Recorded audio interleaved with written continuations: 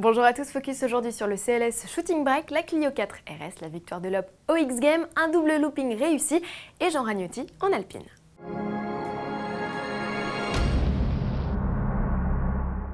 Du nouveau dans la gamme Mercedes, voici le SCLS Shooting Break. Le modèle ne reprend pas seulement le nom du concept présenté en 2010, il lui pique également ses lignes. Ce break de chasse long de 4,95 m a de l'allure.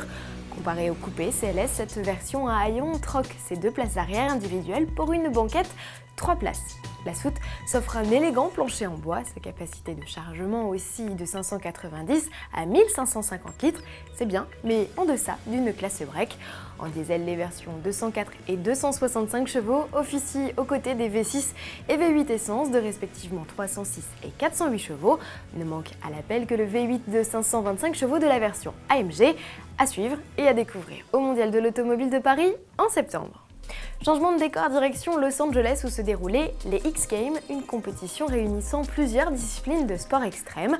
Souvenez-vous, Travis Pastrana, maintes fois vainqueur de l'épreuve en rallycross, avait convié Sébastien Loeb pour le défier. Mais l'Américain a été éliminé bêtement durant les phases qualificatives. Sébastien, qualifié pour la finale avec sa DS3 XL, a lui littéralement survolé l'épreuve, surclassant de loin ses rivaux, et notamment l'as du drift Ken Block.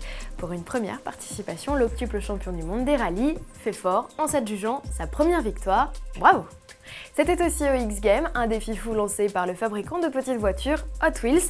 L'idée, que deux voitures effectuent un looping en parallèle. Greg Tracy dans sa voiture verte, auteur d'un meilleur départ que son compatriote Tanner Foust dans le bolide jaune, remporte cette folle épreuve. Mais que les fans de Tanner se rassurent, son nom sera bel et bien écrit aux côtés de celui de Greg dans le Guinness des records.